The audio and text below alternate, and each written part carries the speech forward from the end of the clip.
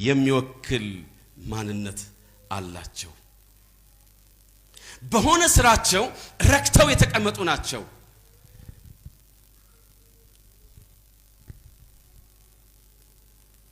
እግዚአብሔርን አያውቁትም፣ ከእርሱ ጋር እውነተኛ ግንኙነት የላቸውም፣ ባህሪውንም አያጠኑትም ወይም አይለማመዱትም። መንፈስ በሰው ልብ ውስጥ እንደፈቀደና እንደምኞቱ ሲሰራ በሰው ልብ ውስጥ ሲሰራ አዲስ ማንነትን አዲስ ባህሪን በሰው ልብ ውስጥ ይተክላል። በእነዚህ ሰዎች ህይወት ግን መንፈስ ያን ማድረግ ሳይችል ቀርቶ ታያላችሁ። በእነሱ ህይወትና ማንነት በእርግጥ በሰው መንፈስ ያለውን ማን ሊያውቀው ይችላል? በእግዚአብሔር ልብ ውስጥ ያለውን የእግዚአብሔር መንፈስ ከሚያውቀው በቀር ሌላ ማንም እንደማያውቅ እንዲሁ ደግሞ የነሱ ማንነትም የሚታወቅ አይደለም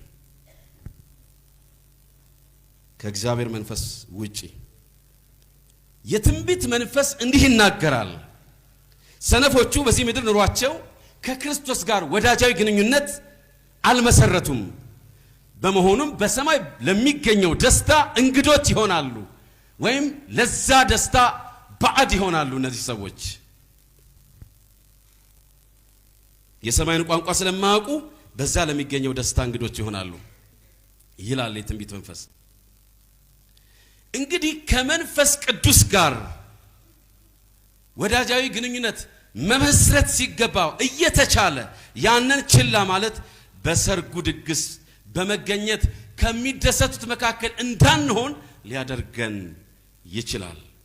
የክርስቶስ ምሳሌያዊ ትምህርቶች ገጽ 229 ላይ ታገኙታላችሁ ሐሳቡን።